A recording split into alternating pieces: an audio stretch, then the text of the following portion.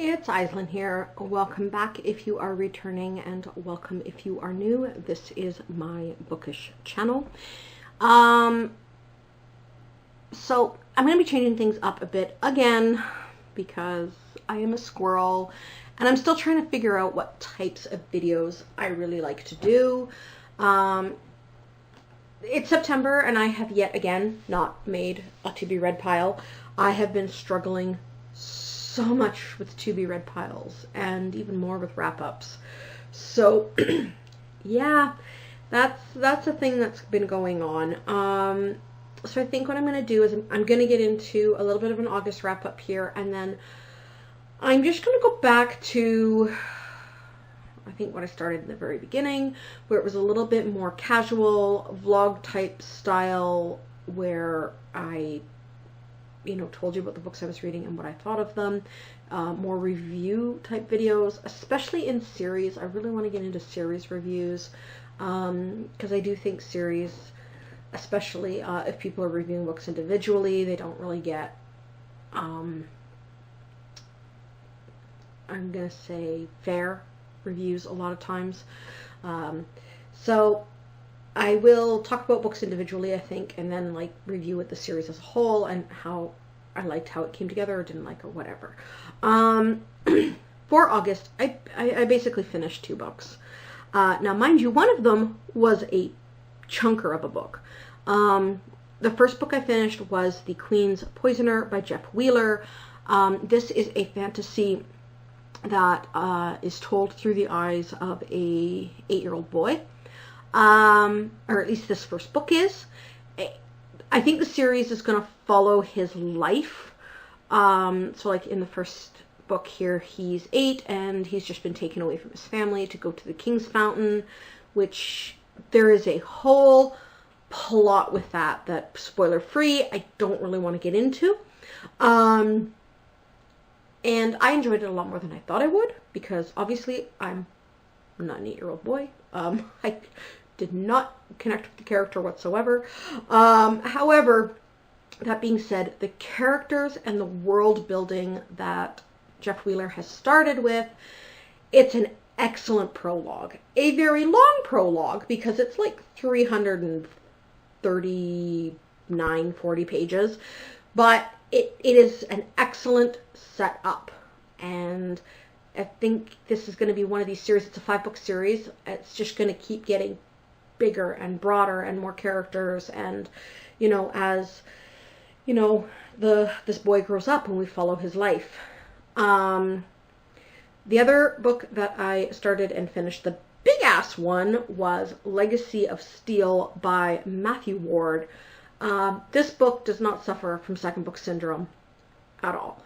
There are points, I will admit, I struggled a little bit through because it got a little boring for me, mostly because it focused more on, romance, character relationships, but it's well offset with the action in that, excuse me, and it's nice to have those character building relationships because you get really invested in these characters and their relationships, and then when the shit hits the fan, you feel incredibly attached, and you either feel really happy or really sad or, angry or whatever. I will say there are a couple characters who in the first book started off as side characters. They are becoming more and more main characters. One of them is like a middle-aged, grumpy, old former mercenary who I have absolutely fallen in love with. And then there's a goddess character who I also have fallen in love with because she's absolutely hilarious. She is a dark goddess, and there's just no fucks given with her, and she's amazing. And she really sends the humans out for a loop when, she pulls her shit, and they're like, okay. Not even knowing she's a goddess until she pulls her shit, which is amazing. And then I finally got my hands on volume 8 of Twilight Princess, The Legend of Zelda manga. I do believe there is one more volume left to this. I might have to go check that. Hang on, I'm going to check that really quick because, oh, frick. No, there's like, yeah, there's 9 volumes. And then 2 are in Japanese, but there's 1 more volume out in English. Really enjoying that adaptation. I'm going to have to do some tracking down so I can actually read the rest of it. But yeah, can't really talk much about that one because it's volume 8 of like an 11 volume manga set. So it is what it is. Okay. I'm not sure exactly where my battery died in there, so I guess I have to figure that out in editing. I'm just gonna go on from where I thought it died. So yeah, I started 4 other books in August. The Lies of Lamora. I am about halfway through this. I will admit the first half, I have struggled a lot with the first half, but from some of the things I've been hearing, I guess that's pretty common with this book. So I'm going to stick it out to the end. Apparently the back half gets better. And then I will decide from there if I'm going to continue, on with this series. I just find Scotland's writing style is incredibly dry and not very dynamic, at least not for me. And there's a lot of focus on things that are not, unless they come into play later, they're not really that important, such as international commerce. I don't need to read 2 chapters of that, but I did. And the characters, their interactions feel very forced and stiff. So I think there was a lot of focus on the world building and not a whole lot of focus on the characters and the relationships. So there was, I found myself struggling a lot, and then with flashbacks and stuff, which, again, spoilers, I'm not going to get into very much. But this is a story that jumps around in the timeline. And just at first was a little not so much confusing because he makes it very clear when he's timeline jumping, but very jarring. You know, you're just getting vested and then boom, off you go. So that's kind of what the first half is like. And I understand from what other people have posted without spoiling it for myself that even though the first half of this book is like that, I guess the rest of it's not. And then the other 2 are supposed to be even better. And there's supposed to be another one coming. But I'll decide if I'm going to continue it at the end of this book. It's still on my tentative DNF because if I don't, it's on a timeout right now because I'm done with it right now. Then I got about a quarter of the way through Belle Mort.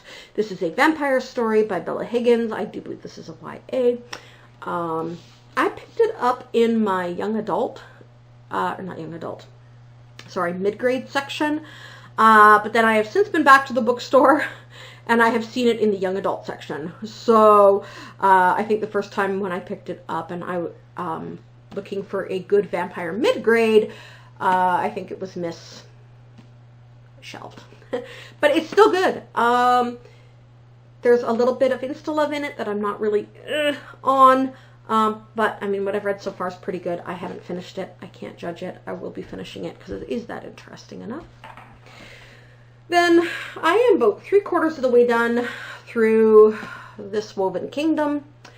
I have incredibly enjoyed this. Its setting is really unique. It's got to do with, it's very Middle Eastern, sort of inspired fantasy. I haven't read very many of those, and this one specifically is between humans and jinn. So yeah, I'm really interested to see where it goes. I'll probably finish it at some point this month. I'm not quite sure, but yeah, so that's that thought. And then finally, nope, this is a September one, never mind. So yeah, that's pretty much where August ended up. And now for September, there hasn't been a whole lot going on, so I'm just going to jump into it real quick here with the books that I have started and where it's going. Yeah, so I started the Hades and Persephone trilogy. I think it's called the Touch series. The first one's Touch of Darkness. I'm about halfway through it already. for the first week here. Really, really enjoying it. It's, yeah, it's, I really like Persephone. She's my kind of woman, you know. She's a little bit kick-ass, a little bit, she's not a pushover. She's very sweet, but she's not a pushover. And it seems like in particularly fantasy, women go one of two ways. They're either total badass warrior bitches, or they're these sweet, innocent Disney princess sort of characters. Persephone's a real nice mix of both, and Hades is sarcastic, and I love him. Then, speaking of sarcastic, I've really connected lately with sarcastic characters. The book I have finished already this month is Trickery by Jamin Eve and Jane Washington. I do believe this is a romance series set in a fantasy world. But the first book actually has very little romance in it. I believe there's 5 in total. There might be a novella in there to make it 6, but I think there's 5.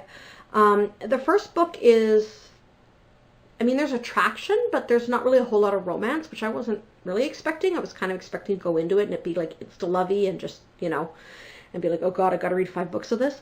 But no, and the main characters are both the main female lead and the 3 main male leads are so freaking funny. So I finished that. Book 2, I will be starting as soon as I get room on one of these lists. Then the book that come up at the library, which is the one I'm working through now because it's on a deadline, is The Last Graduate. This is book 2 in the Shalomance, which the first one, Deadly Education, I read last year. Incredibly enjoyed it. So when this one come up at my library, I couldn't wait to snag it up and read it. So that's the one I'm about. Oh, I started it last night and I read for about 3 hours, so I'm probably about a quarter of the way through. It's digital, so it's really hard to tell, especially on my library's app. But I think it's about a quarter of the way through. And so far, it's been pretty good. It's second book, can't really talk too much about it. But yeah, and that's pretty much it for now. I don't really have anything else on the go. So I will be back next week with a vlog again. Hopefully it'll be a lot shorter than this one. But if you stuck around this long, thanks for sticking around, and I will catch you all later. Bye.